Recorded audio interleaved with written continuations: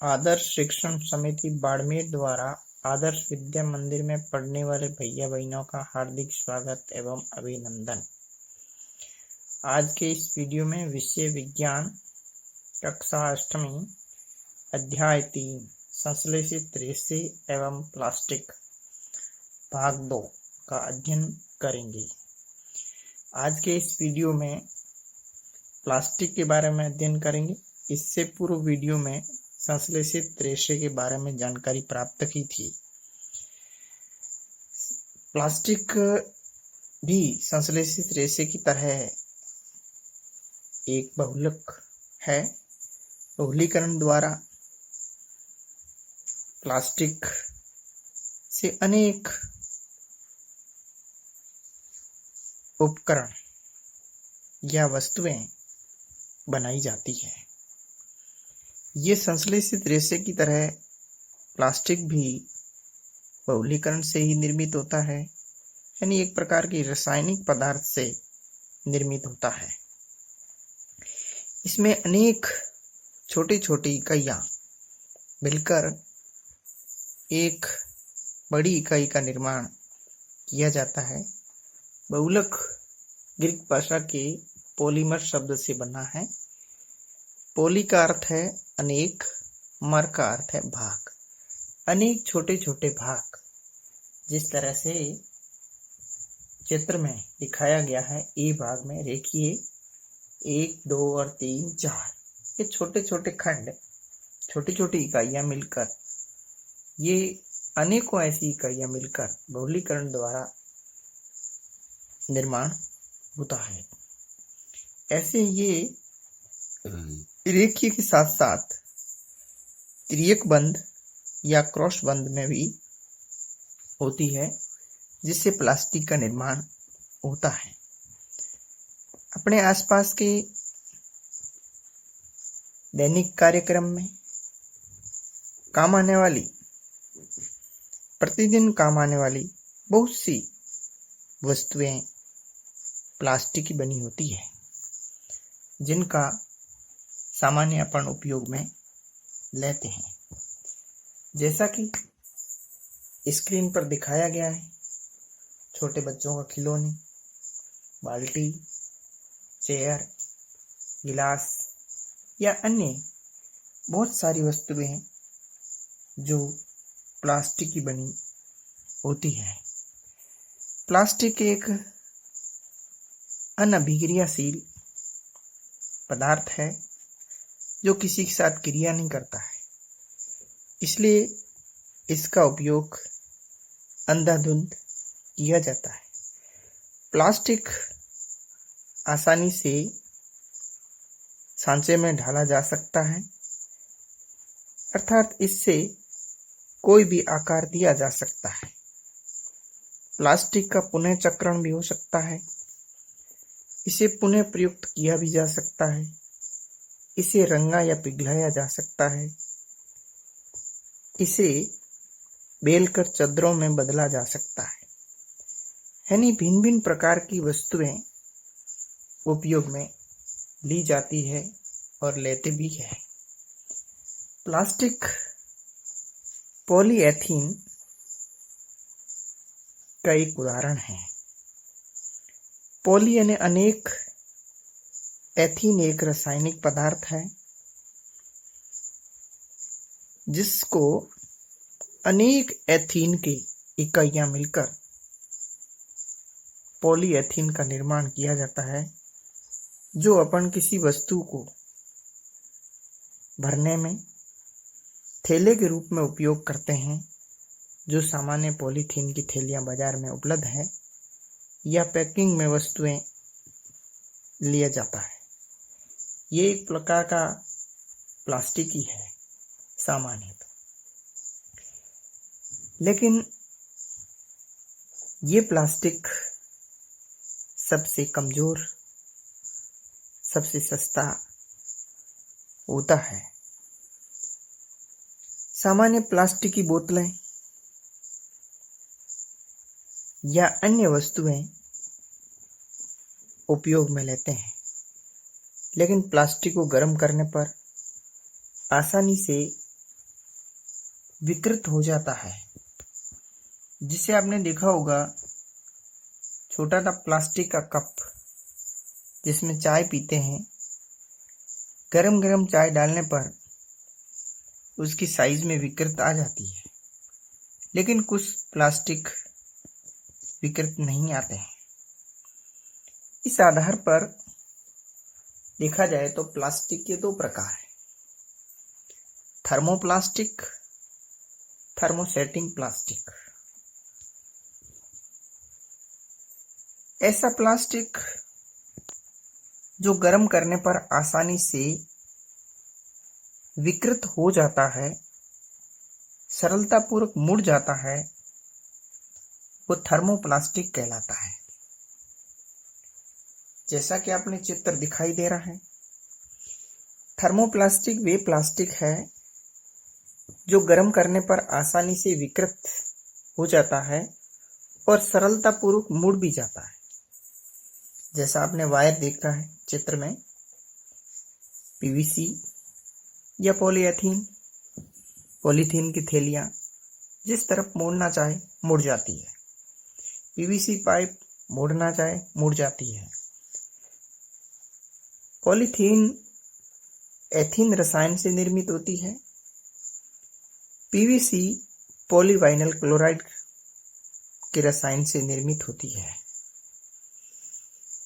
Vinyl chloride रसायन है, उसके अनेक इकाइयां मिलकर पीवीसी का निर्माण किया जाता है, जो सामान्य वायर में उपयोग में लेते हैं। यानी कूलर, फ्रीज, प्रेस, भिन्न भिन्न उपकरणों के जो वायर उपयोग में लिए जाते हैं, उस वायर के ऊपर प्लास्टिक चढ़ाया जाता है, वो एक थर्मोप्लास्टिक है। इसके अलावा भी खिलौने बनाने में, कंघियां बनाने में, बड़े पैमाने पर भिन्न भिन्न प्रकार के उपयोग लिए जाते हैं, जो जैसे चित्र दिखाई दिया रहा है, डब्बे बनाने में या भिन्न भिन्न प्रकार के उपयोग में सामान्यतः उपयोग में लेते हैं। थर्मोसेटिंग प्लास्टिक, ये ऐसा प्लास्टिक है जिन्हें एक बार खांचे में डाल दिया जाता है तो इन्हें ऊष्मा देकर गर्म नहीं किया जा सकता, यानी इसको बदला नहीं जा सकता। थर्मोसेटिंग प्लास्टिक कहलाते। जैसे घरों में खाने की प्लेटें या बोल्ट, विद्युत बोल्ट, जो स्विच उपयोग में लेते हैं, ये थर्मोसेटिंग प्लास्टिक से निर्मित होते हैं। इसके भी अलावा बहुत सारे ऐसे प्लास्टिक है जिसका उपयोग व्यर्थ किया जाता है। बेकेलाइट है, मेलेमाइन है, ये ऊष्मा और विद्युत का कुचालक होता है, इसलिए बिजली के स्विच और भिन्न भिन्न प्रकार के बर्तनों के हत्थे बनाने में काम में लिया जाता है। मेलामाइन एक बहुउपयोगी पदार्थ है, आग का प्रतिरोधक है, इसलिए ऊष्मा सहन करने की क्षमता अधिक होती है। इसलिए रसोई घर में फर्श की टाइलें, रसोई घर के बर्तन, कपड़े बनाने में भी उपयोग में लिए जाते हैं, जिसके कारण आग का प्रतिरोध होता है, इसलिए आग नहीं पकड़ पाता। इसलिए इस प्रकार के थर्मोसेटिंग प्लास्टिक का उपयोग लिया जाता है। प्लास्टिक के गुण। प्लास्टिक अनअभिक्रियाशील होता है। अपन भिन्न भिन्न प्रकार की खाद्य सामग्री, जल, दूध, अचार, सूखे मेवे या भिन्न भिन्न प्रकार के उपयोग में आने वाले सामग्री को भरने के लिए प्लास्टिक का उपयोग करते ही है। कार बॉडी, वायुयान, अंतरिक्ष यानों में भी प्लास्टिक का उपयोग किया जाता है। चप्पल बनाने में, फर्नीचर बनाने में भी उपयोग में, सजावटी वस्तुओं बनाने में भी प्लास्टिक का उपयोग लिया जा रहा है।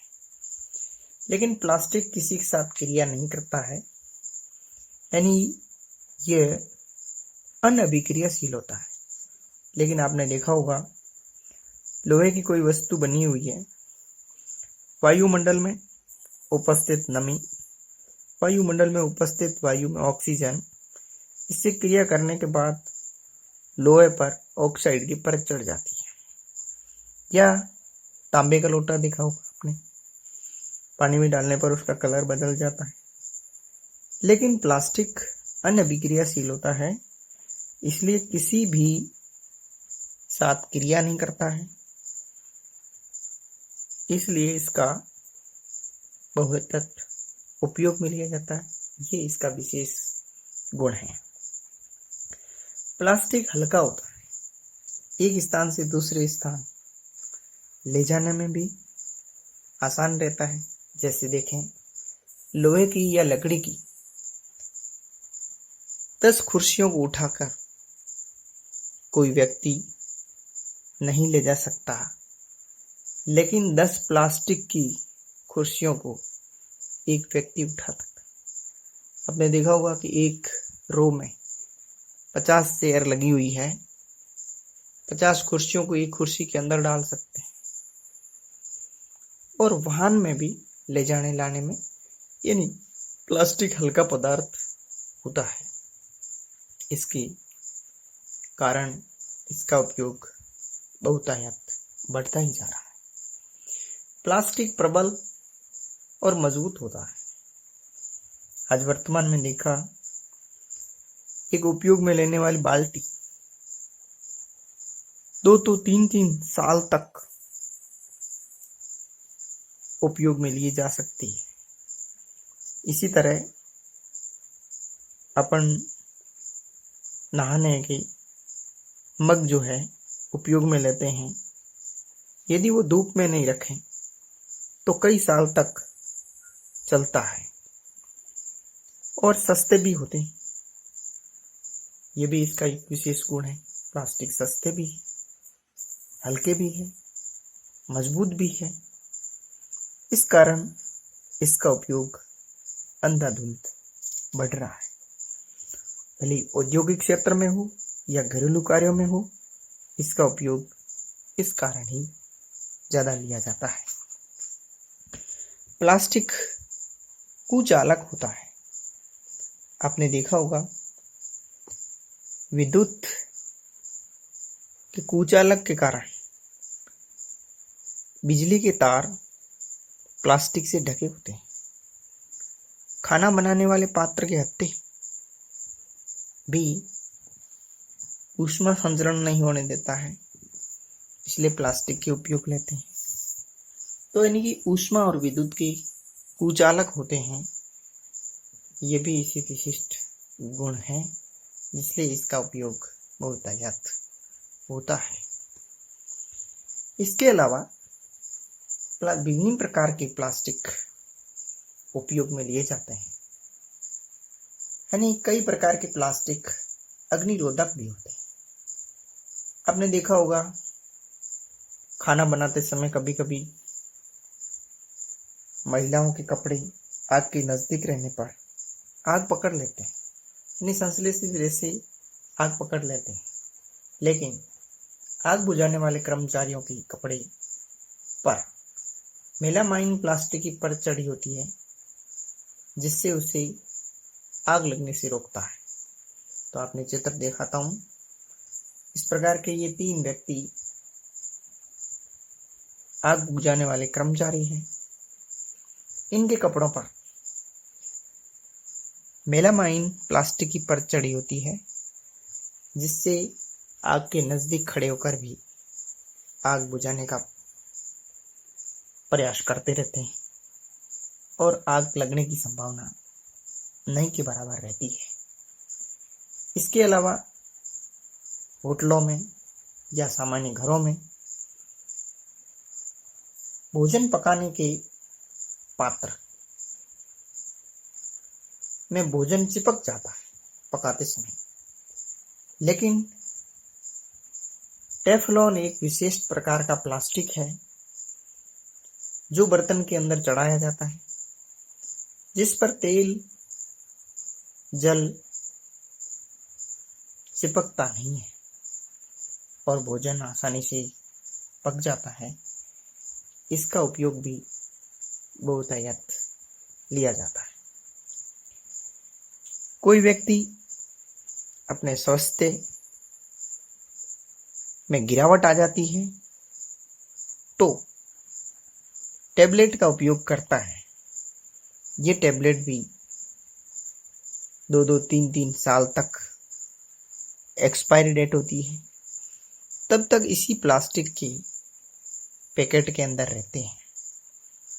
इसके अलावा किसी के घाव लग जाए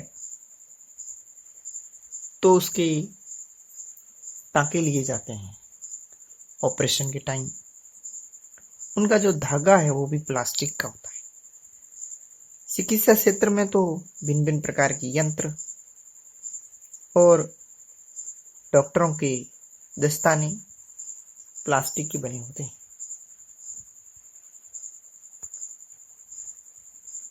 माइक्रोवेव ओवन, जैसा कि स्क्रीन पर चित्र दिखाई दे रहा है, भोजन पकाने हेतु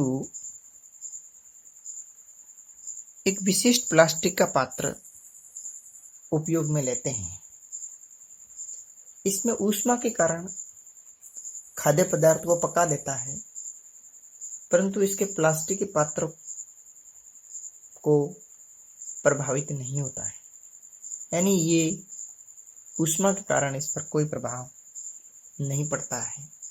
इस प्रकार के प्लास्टिक भी उपयोग में लेते हैं। प्लास्टिक का उपयोग अंधाधुंध हो रहा है, जिसके कारण पर्यावरण पर भी प्रभाव पड़ रहा है, क्योंकि प्लास्टिक अपघटित होने में कई वर्ष लग जाते हैं। ये पर्यावरण हितैषी नहीं है।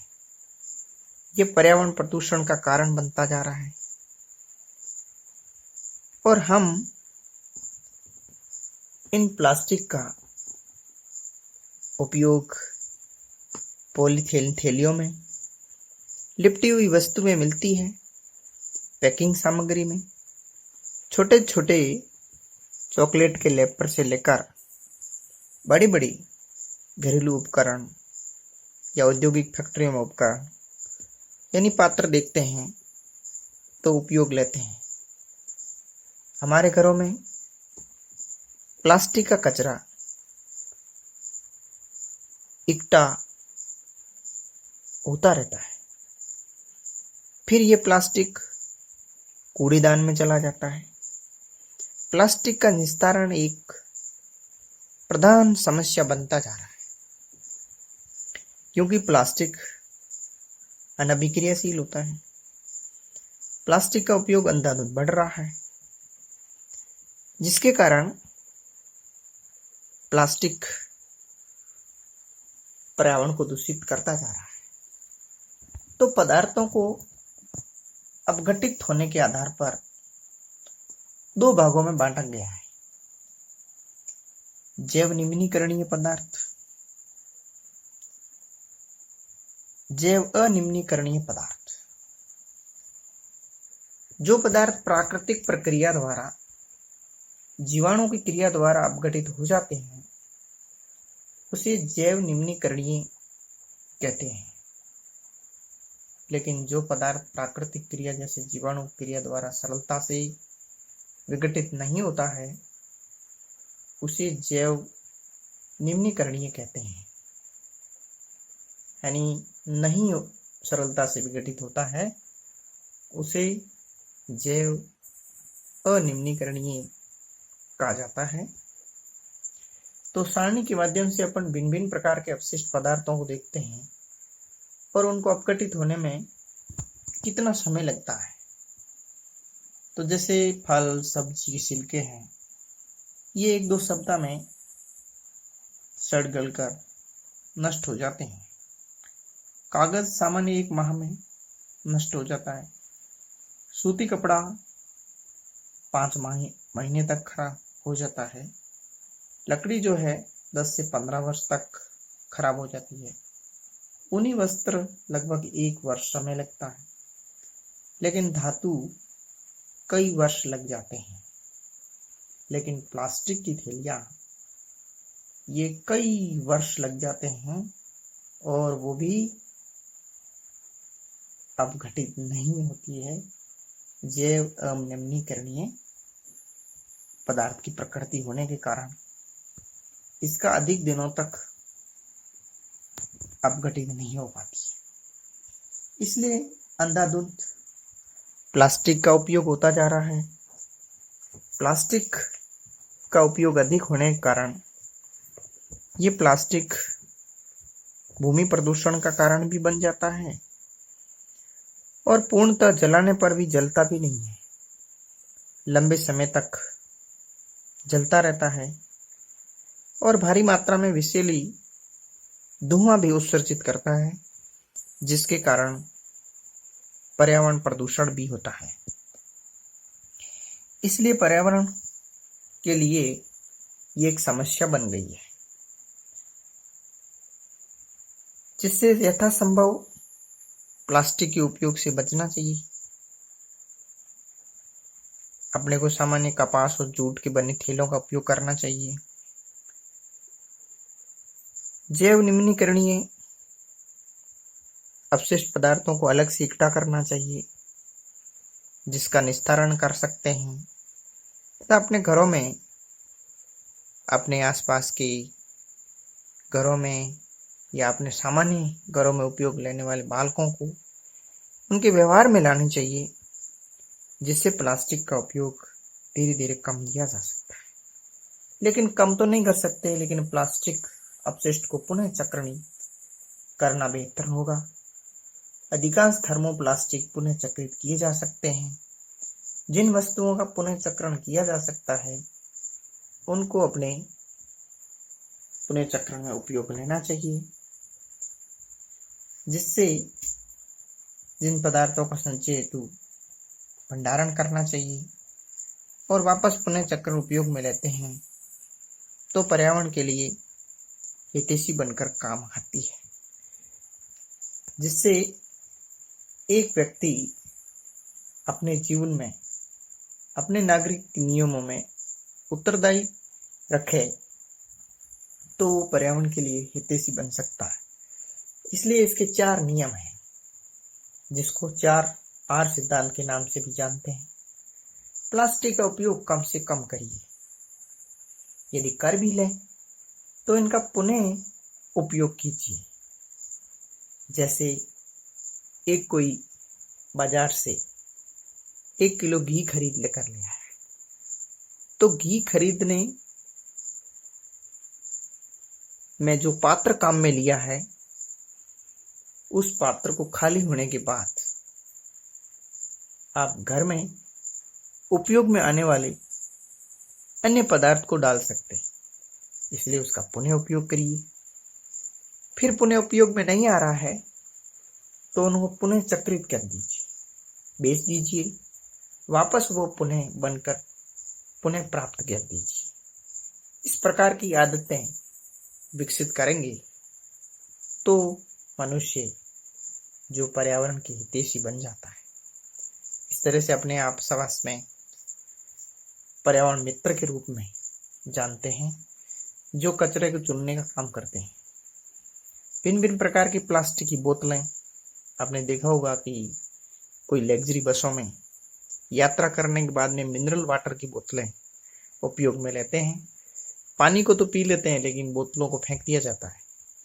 पर ये जी इस तरह से फेंकते रहे, 3 बोतलों को वापस इकट्ठा नहीं किया गया, तो ये आखिर पृथ्वी पर एक परत के रूप में बन जाएगा, जिससे भूमि नष्ट होती है, भूमि बंजर होती जा रही है। क्योंकि ये प्लास्टिक अपघटित नहीं हो पाता है। इसलिए आने वाले टाइम में अपने आसपास में कचरे के ढेर ही दिखते जाएंगे। आसपास क्षेत्र में आपने देखा होगा पशुएं कचरा खा रही है, जैसे गाय। खाद्य अवशेष पदार्थ खाने के बाद उस खाद्य पदार्थ में कुछ अवशेष रह जाते हैं, जिससे पशु भूखे मरते उन पॉलीथीन की थैलियों को खा जाते हैं, या खाद्य पदार्थों के रेपर जो पशु निगल लेते हैं और उसके आमाशय में जाकर आमाशय खराब हो जाता है। उसके श्वसन तंत्र में कंठ रोध बन जाता है और इस प्रकार के बढ़ते बढ़ते वो अकाल मृत्यु का कारण भी बन जाता है। मनुष्य की लापरवाही के कारण इन प्रकार की पॉलीथीन थैलियों को नालियों में डाल दिया जाता है, जिससे नाली रुक जाती है।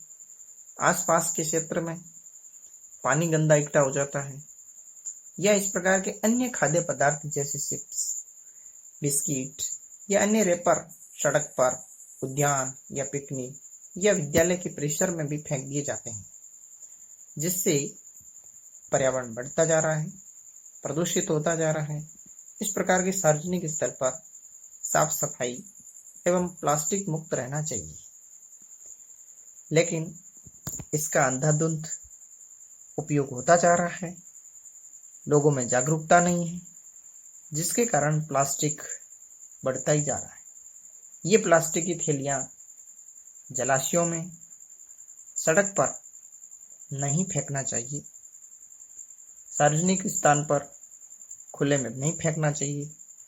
भिन्न भिन्न प्रकार से कचरा पात्र, कूड़ेदान रखे गए हैं, उनमें ही इनका उपयोग करना चाहिए। खरीदारी के लिए जाते समय, जैसे सब्जी लाने जाते हैं, तो सूती कपड़े की थैलियां या जूट का थैला लेकर चाहिए, ताकि बाजार से आते समय आपकी आवश्यक सामग्री उन थैले में डालकर ले आए। लेकिन प्लास्टिक थैली का उपयोग नहीं करना चाहिए। प्लास्टिक पदार्थों का उपयोग कम से कम करिए।